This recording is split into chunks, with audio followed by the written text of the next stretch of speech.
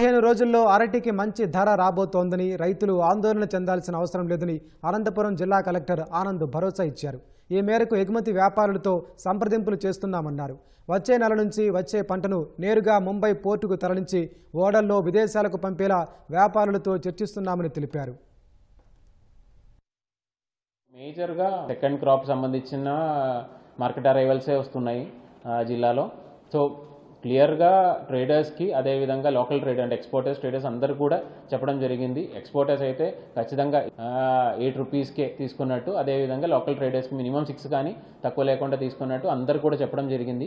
Issues పెద్దగా లేకుండా చూస్తాము. ఇంకా రాబోయిన నెక్స్ట్ ఒక 10-15 డేస్లో ఇంకా ఇక్కడ నుంచి రేట్ ఇంకా పెరగడానికి కూడా మనకు అవకాశాలు ఉన్నాయి. రాబోయిన కాలంలో ఫస్ట్ క్రాప్కి ఎటువంటి ఇబ్బంది లేకుండా ఖచ్చితంగా కొనడానికి అవుతుందని, అంటే ఫస్ట్ ఇమీడియట్గా నెక్స్ట్ ఒక 10 డేస్ మన సిబ్బందుల ద్వారా ట్రేడర్స్ ద్వారా మాట్లాడుకొని కొనిపించడం. రెండోది short term and long term మాదిరిగా కూడా మనం కొద్దిగా యాక్షన్ ప్లాన్ కూడా చేసి ఉన్నాము. ఖచ్చితంగా మానిటర్ చేస్తున్నాము. ఖచ్చితంగా మ్యాక్సిమం ఇబ్బంది లేకుండా ఖచ్చితంగా కన్సిడర్ చూస్తాం.